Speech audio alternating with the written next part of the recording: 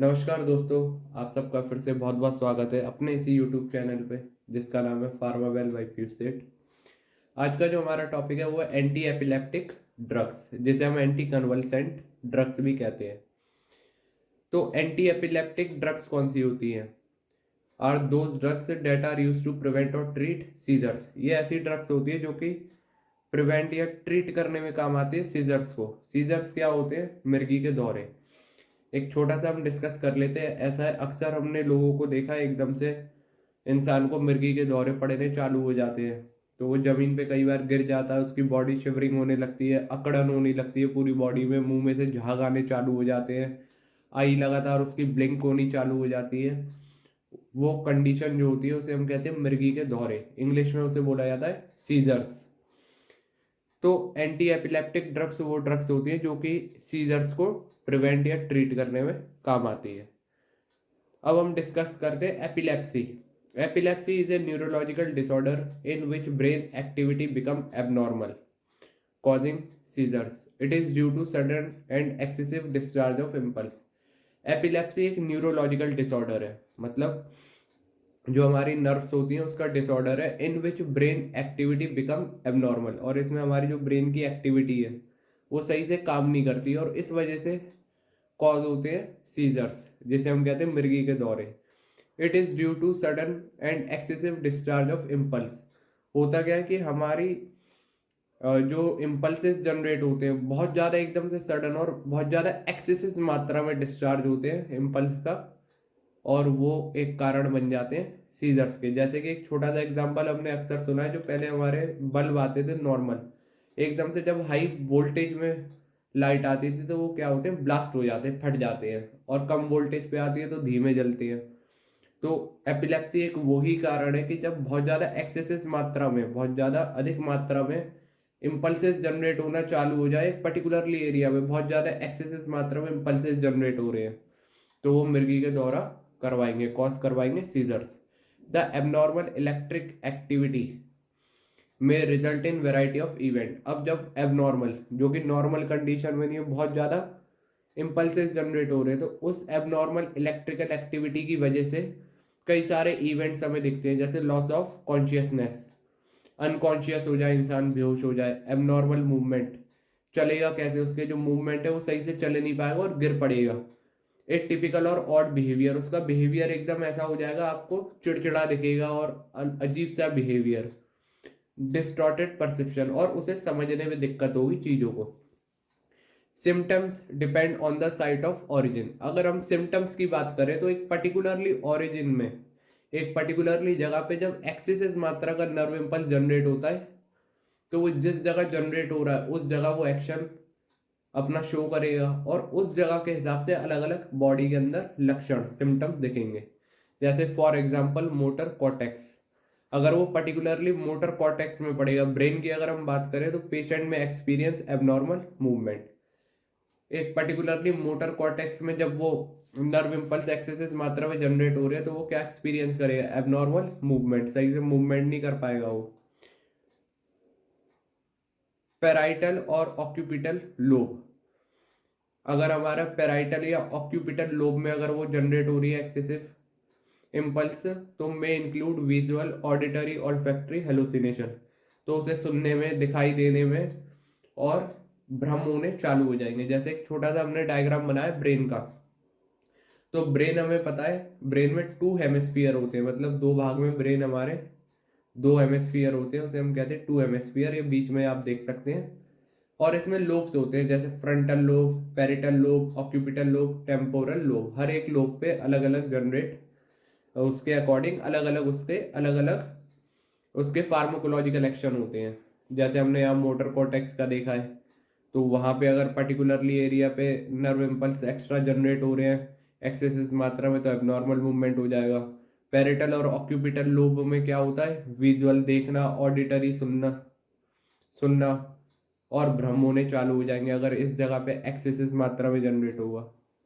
तो तभी हमने यहाँ पे बोला सिम्टम डिपेंड करते हैं on the site of origin. जिस ओरिजिन में, मान लो यहाँ हुआ या यहाँ हुआ, अलग अलग ओरिजिन का अलग अलग काम है, और जिस ओरिजिन पे वो एक्सेसिव मात्रा में नर्व इम्पल्स जनरेट होंगे वहाँ पे अलग अपना एक्शन वो शो करेगा। Types of seizures. तो सीजर जो हमारे होते हैं उसे दो टाइप्स में बांटा गया है, आइडियोपैथिक, सिम्टोमेटिक। अब आइडियोपैथिक क्या है? No specific anatomy cause of seizure. इसके पीछे की स्पेसिफिक एनाटॉमी मतलब पता ही नहीं चला कि इसके पीछे सीजर्स होने का कारण क्या है। The seizures may from inherited abnormability in the CNS. ये हो सकता है कि जीन्स की वजह से, ठीक है, किसी को जीन्स मान लो इनहेरिटेड मतलब उसके माँ बाप से ही उसे वो चीज मिली है और उसका सीएनएस क्या है, शुरू से एबनॉर्मल है जीन्स की वजह से। सिम्टोमेटिक, तो सिम्टोमेटिक में आगे क्या, सिम्टम्स मतलब एक पर्टिकुलरली लक्षण के कारण। तो no number of causes such as electric drug use. अब इसमें क्या, कई सारे कारणों की वजह से सीजर्स हो रहे हैं, जैसे कि उसने ड्रग यूज करी थी, मान लो कोई नशीली ड्रग्स यूज करी, ट्यूमर हो गया, हेड इंजरी हो गई, रैपिड विड्रॉल ऑफ अल्कोहल, एकदम से अल्कोहल पीना छोड़ दिया, ठीक है, हेड इंजरी हो गई है, कोई ट्यूमर हो गया ब्रेन में, या कोई ड्रग यूज करता था वो छोड़ दी, उसकी वजह से सीजर्स होने चालू हो जाएंगे, मिर्गी के दौरे पड़ना चालू। Classification of seizures. अगर सीजर्स को दो तरीके से क्लासिफाई करा गया है, partial seizures, generalised seizures. Partial seizures, only a portion of brain typically part of one lobe of one hemisphere. अब ब्रेन के अगर एक पर्टिकुलरली लोब पे, पार्शियल का मतलब होता है एक पर्टिकुलरली लोब पे, एक ही सिंगल हेमिस्फीयर पे, वहां पे क्या है, इंपल्सेस जनरेट हो रही हैं, एक पर्टिकुलरली ब्रेन के एक पर्टिकुलरली लोब पे एक्शन दिख रहा है, तो वो कहलाता है पार्शियल सीजर्स।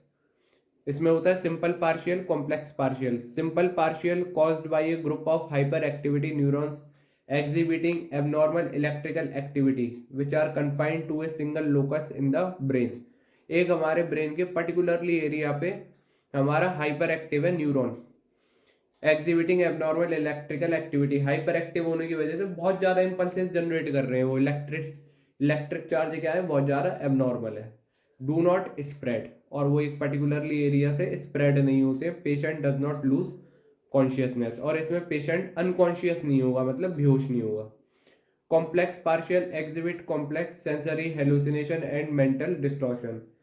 इसमें क्या होता है कि उसे हेलुसिनेशन, भ्रम होने चालू हो जाते हैं, मेंटली वो क्या है, अंडरस्टैंडिंग नहीं कर पाता है, मोटर डिसफंक्शन में इन्वॉल्व स्विंग मूवमेंट, और उसके जो मोटर डिसफंक्शन है, मोटर जो उसके वर्क होते हैं वो भी क्या हो जाते हैं, डिसफंक्शन, सही से काम नहीं करेंगे, जैसे स्विंग मूवमेंट, गिरने के बाद दांत उसके बज रहे हैं, डायरिया हो गया, यूरिनेशन हो गया। कॉन्शियसनेस इज ऑल्टर्ड, और कभी अनकॉन्शियस होगा, कभी अनकॉन्शियस होगा। तो ये हमारा कॉम्प्लेक्स पार्शियल है, मतलब पार्शियल सीजर एक पर्टिकुलरली लोब में एक पर्टिकुलर हेमिस्फीयर पे क्या एबनॉर्मल इम्पल्सेस जनरेट होना। Generalize seizures begin locally and then abnormal electrical discharge spread in both hemisphere of the brain. एक पर्टिकुलरली एरिया लोकली वर्क करता है, मान लो जनरलाइज का बना है, एक जगह पे ये क्या है, नर्व इम्पल्स एक्सेसिव मात्रा में जनरेट होने चालू है, फिर यहाँ से दूसरे हेमिस्फीयर में मूव कर गया, फिर वहां से और आगे मूव कर गया, तो ये पूरे ब्रेन में स्प्रेड हो जाता है, बोथ हेमिस्फीयर में स्प्रेड हो सकता है। अब इसके 5 सब टाइप्स है। एक है टॉनिक क्लॉनिक। टॉनिक क्लॉनिक में क्या होता है, loss of consciousness, continuous contraction followed by period of confusion and exhaustion. अब यहाँ पे कॉन्शियसनेस मतलब जो, अब वो बेहोशी की हालत में आ जाता है, अनकॉन्शियस हो जाता है, तो है loss of consciousness. Continuous contraction, body में लगातार अकड़न, और आगे जाके कंफ्यूजन और एग्जॉस्ट, हम कहते हैं ना एग्जॉक्शन हो गया बहुत ज़्यादा, उसे एक कहते हैं कि पसीना आना चालू हो गया और वो अंदर से जी घबरा रहा है, उस टाइप का। सेकंड है absence, 3 to 10 years of age, rapid eye blinking 3 to 5 second. अब जो एब्सेंस सीजर है वो 3 से 10 साल की एज में होता है, इसमें रैपिड आई ब्लिंकिंग, लगातार आई ब्लिंक होगी 3 से 5 second. Atonic, loss of consciousness with relaxation of muscle, patient fall down. इसके अंदर क्या है, अनकॉन्शियस हो जाएगा वो, उसकी मसल रिलैक्स हो जाएंगी और वो गिर पड़ेगा। Myoclonic, contraction of muscle jerking limb. इसके अंदर उसकी मसल्स एकदम से कॉन्ट्रैक्ट करेंगी और उसके हाथ पैर क्या है, जर्क, कपकपाने लगेंगे, शिवरिंग होने लगेगी। Infantile sperm seen in infant, बच्चों में दिखता है, इसमें मसल स्पाम, दर्द होना मसल्स में लगातार।